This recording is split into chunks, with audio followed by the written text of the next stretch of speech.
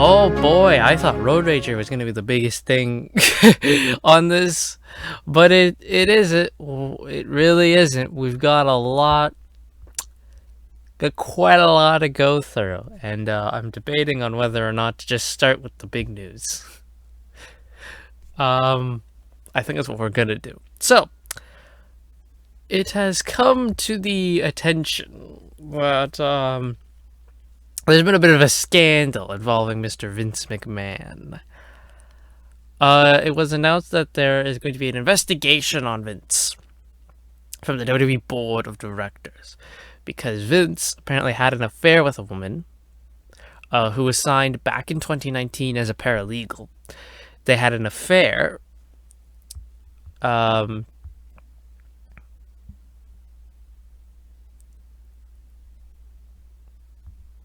And Vince gave her $3 million hush money to not say a thing about it.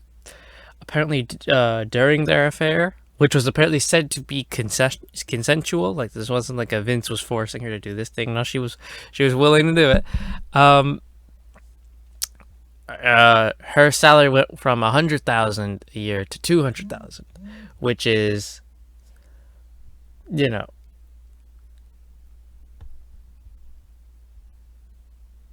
then that's a no. You can't just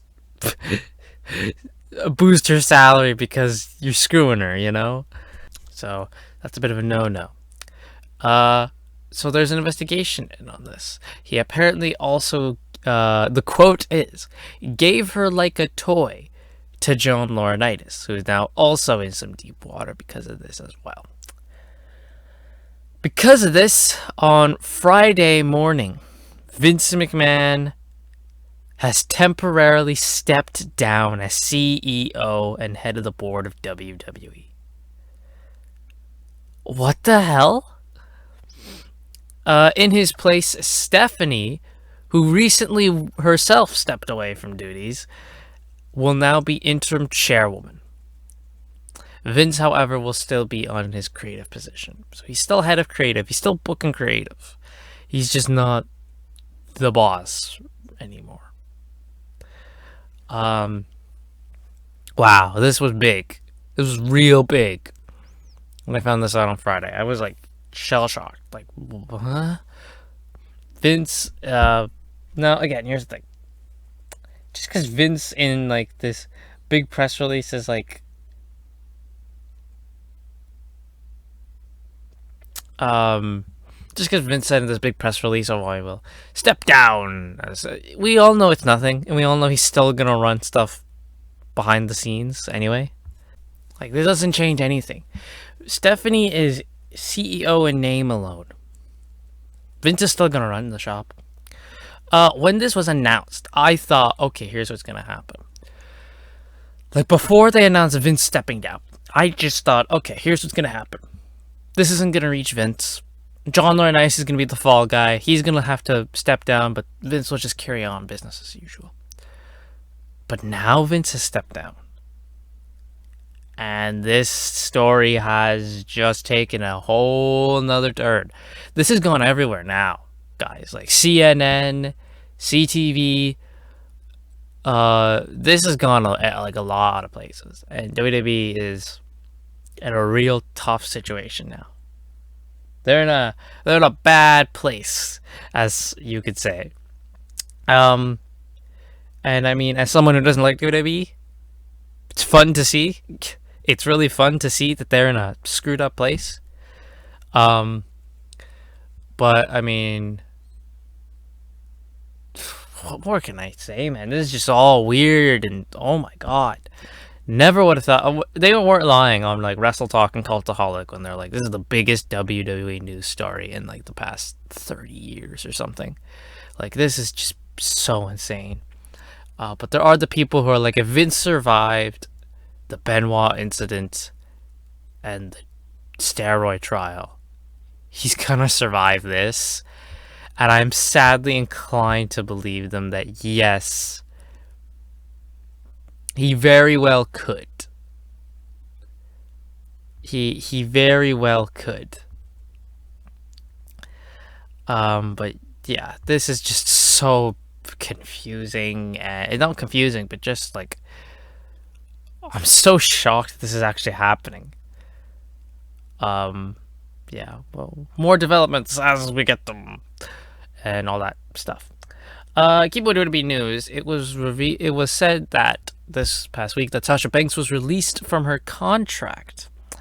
That has now been not the case, I guess. It's been also said by Sean Ross Sapp that her lawyers are working to get her out. She's not actually released yet, but her lawyers are working on it. Sasha herself went to Instagram and said, "This is why I hate the dirt sheets. You take any false story and run with it." So she's not released, and apparently, according to WrestleTalk, even today she's still listed on their internal staff still.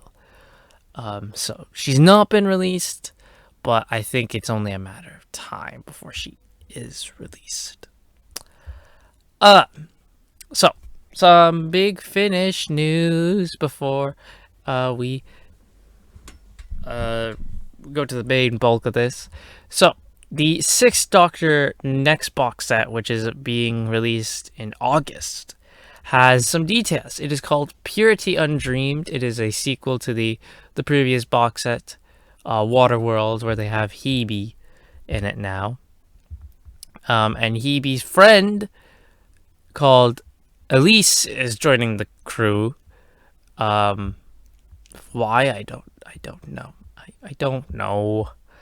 But here's what we have for the details for the box set. It just has the generic synopsis of the box set, which says the Sixth Doctor heads back to Earth with Mel and Hebe in tow, little dreaming what lies ahead. Accompanied by their new friend, Professor Patricia McBride, alien threats abound, dangers lurk, and the cost of meddling with time is more than anyone is prepared to pay. And then we have the three stories, which is The Mindless Ones by Paul Mars, Reverse Engineering by Jonathan Morris, and Chronomancer by Robert Valentine. So we'll probably get more story details later. This comes out in August, so there is that. And it was announced the Eighth Doctor has got 2 new box sets. They are taking a break from the whole arcs stuff, like Dark Eyes, Ravenous, Doom Coalition, Stranded. They are no longer doing that. The 2 Eighth Doctor box sets have been announced. They are both standalone box sets. This is what the Eighth Doctor absolutely needed. The 2 box sets are What Lies Inside and Connections. And they, of course, have Liv and Helen, who are still there. Apparently, this takes place after Stranded, which is great. Let's look at them, I guess. What Lies Inside is the first one in November. And it has 2 stories. It has Paradox of the Daleks by John Dorney, which is 2 parts, and The Dalby Spook by Lauren Mooney and Stuart Pringle, which is 1 part. You got a Dalek story in there, so always hyped. And then the next one is Connections, which is in December. It has Here Lies Drax by John Dorney. It doesn't say the parts, so I'm assuming these are all 1 parts. Here Lies Drax by John Dorney, The Love Vampires by James Kettle, and Albie's Angels by Roy Gill. Drax, I don't know if this means Drax the Sontaran or Drax from Classic Who. We'll see. And then, of course, Albie's Angels will feature the Weeping Angels. The Weeping Angels are featured on the box set. Great. I'm so happy. It's about time that the Eighth Doctor got some just standalone stuff. Good direction. And to end off the Big Finish news stuff, price changes. Audio's 101 to 150 have now been permanently lowered from $12.99 to $7.99. Thank goodness, because now I can get you at a cheaper price Thank you. This is gonna be great. That's more Big Finish for me, and there's a lot of good stuff in that 1 to 50, in that 101 to 150. They've also permanently said that the first 4 seasons of Companion Chronicles will now permanently change to $2.99. That's awesome. That means Companion Chronicles are gonna come my way very quickly too. It's perfect. Beautiful. Beautiful. Keeping with the Doctor Who news, Neil Patrick Harris is going to be in the 60th anniversary special. Heard me right. I thought it was a joke at first, but no, it is real. There's been photos of him filming with David Tennant. So who is he going to play? From the look of his outfit, I think he's going to be playing the new version of the Celestial Toymaker. That's who I think.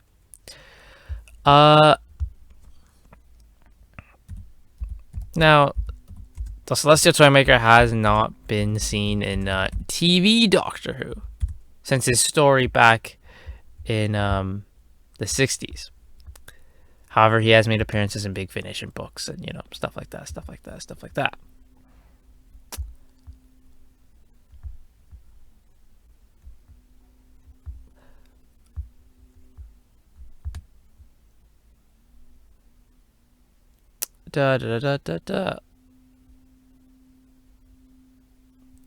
So,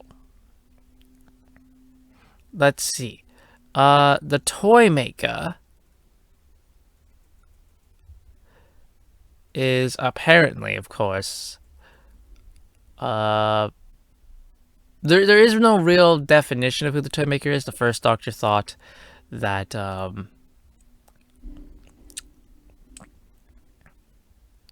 he was just a Time Lord, but he's not. It was said in the Big Finish audio Black and White, I'm on the wiki, that he was one of the Elder Gods. He could be one of the Elder Gods. The Sixth Doctor says in the Nightmare Fair that the Toymaker was from an alternate universe, but was pulled in here. Was pulled into theirs.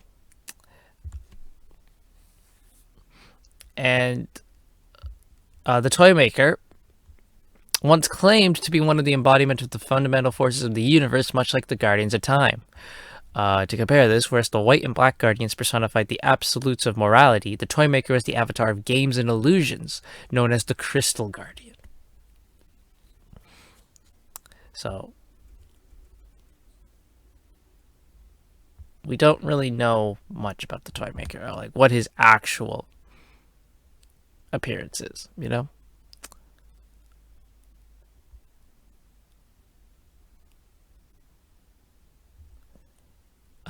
Let me see.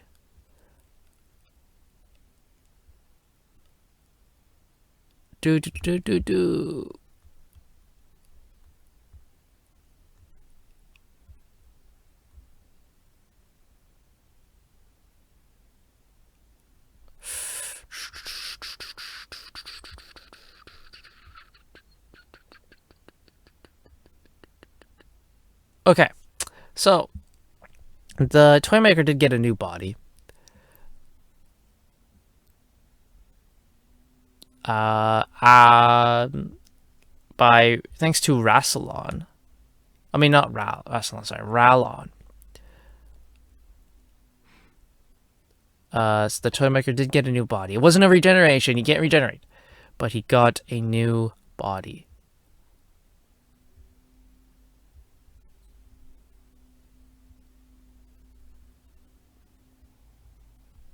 So let's see who played him. Can I see who played him?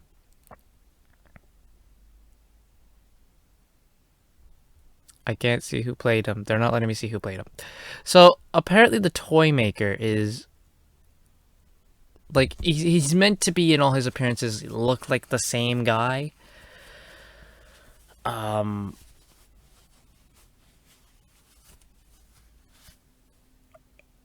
So even though they have different actors playing him, he's still meant to be the same guy. So I don't know how they're gonna explain Neil Patrick Harris. But maybe he's not the Toymaker, and we're all just, It's the thing where you just pull from what you know, which is very much true. But anyway, Neil Patrick Harris is in there. He might be the toy maker. He might not be the toy maker. And then finally, before we get on to the big bulk, Shoujo of a Deep Night movie gets a release. September 10th is the release date in Japan. We don't know the release date here in North America. I am hoping it is either that day or sometime shortly after in like October. Right? Because I want to see the movie. I don't want to wait around long enough. So yeah, that is the Sword Art news.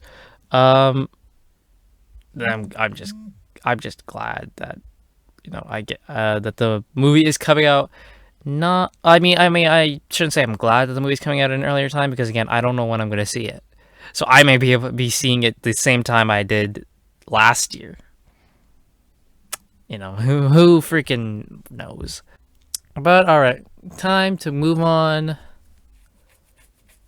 to Road Rager. I wasn't going to talk about... I've decided now that the special Dynamites are going to get pay-per-view style reviews from me now.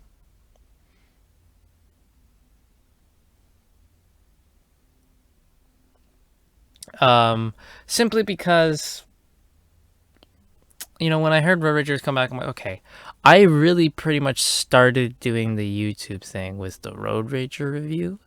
So I'm like, I guess, like, I kind of gotta review Road Rager again. But then I'm like, why not just talk about them all? Like, why not just talk about them all? So I've decided now, the special AEW episodes, like Road Rager, Fighter Fest, Fight for the Fallen, they're all getting reviews from me from here on out. Also, it gives me a chance to talk about AEW more, and I love talking about AEW more. So, there's that. Yeah, so let's get it started. I wasn't going to do both of them, because apparently Rampage was also titled Road Rager, but whatever, we'll talk about it. So, AEW Dynamite. Start off with Chris Jericho versus Ortiz in a hair versus hair match. Great way to start the show off. Crowd was hot. The match was real fun. But in the end, Chris Jericho, the dastardly Chris Jericho, he won. With, I believe, a roll-up to beat Ortiz. And Ortiz just straight up just cut his hair with the razor. He was doing it badly, too, because he cut himself with the razor. We had Wardlow face the 20 plaintiffs in a 20-on-1 handicap match. Oh, I should also say, I can't believe I forgot about this in the hair versus hair match. This was so important to it. But I can't believe I forgot it. How Jericho won. It wasn't a roll-up. What happened was, the Jericho Appreciation Society was brawling with Santana and Eddie Kingston on the outside. And while everyone was distracted, Fuego del Sol shows up and nails Ortiz with Floyd the Bat. And that's how Jericho wins. And it's just like, what? At first, I'm like, is that actually Fuego? Come on, is that actually Fuego? And then it is, of course, revealed it is not Fuego. It was Sammy Guevara. He has joined the Jericho Appreciation Society. Wow. That was a great twist. Like, that was a really good twist. Yeah. I did like that very much. But the Wardlow 20 plaintiff thing, it got a bit repetitive at times. It's just Wardlow. He powerbombs one, he clotheslines one, he punches one, he stacks them, pins them, and that was that. It worked because it's like showing Wardlow off as the big dominant monster, but it was also like very repetitive at times, like really. Yeah. This went on. This didn't work, I think, as well as they wanted it to. But what we did have next did work, and that was Will Ospreay versus Dax Harwood in a singles match, and this match was awesome. Candidate for match of the night. If you told me you thought it was match of the night, I wouldn't argue, because it was very, very good. These two killed it out there, man. It was sweet. But in the end, Will Ospreay just freaking Oh, by the way, I gotta say, Dax's chops to Will were echoing throughout the arena. Like it was Volter X chops. But in the end, Ospreay nails him with a back forearm and wins the match.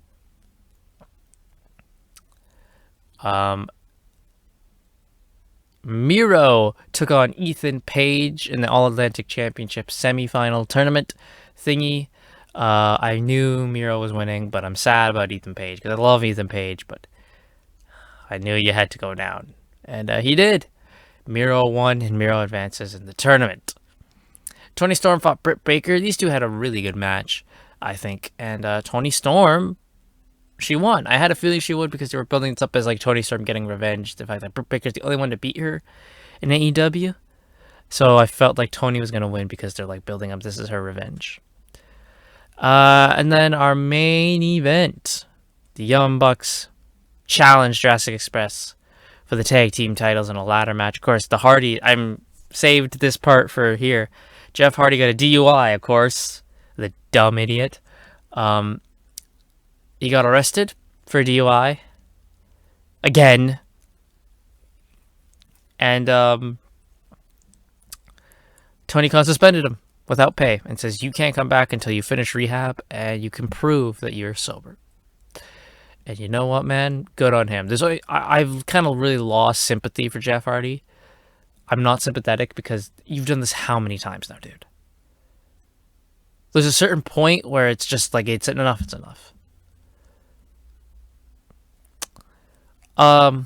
So the Young Bucks, it was just a singles tag match, not a triple threat tag match. So the Bucks and Luchasaurus and Jungle Boy had a great match. Great ladder match. To me, this was match of the night. This was just so awesome and cool. There were so many high spots, so many tables. Oh my god. Luchasaurus went through like 4 tables on the outside. They did the ladder spot where you push the ladder and the guy goes tumbling to the outside. There are like 4 tables. That happened to Luchasaurus. That was great. And in the end, the Young Bucks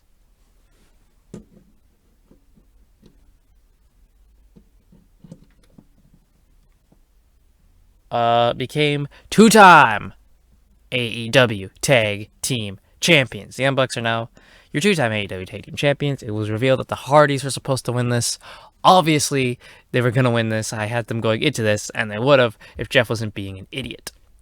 After the tag team ladder match, here's where we went, man. Here's where we went. Here's where we went crazy. Christian is helping Jungle Boy out of the ring. He stops. He stops and he looks at him. And Christian nails him with the Unprettier, drills his ass into the canvas, and I never have been so happy. Christian is about that time. Christian's about to go on a major run. He's going to kill Jungle Boy in this feud. He nailed him with a concerto, and he freaking nailed him with that concerto, dude. Oh my god, he laid it in. The concerto is nasty, and boy, I am so goddamn happy. I've been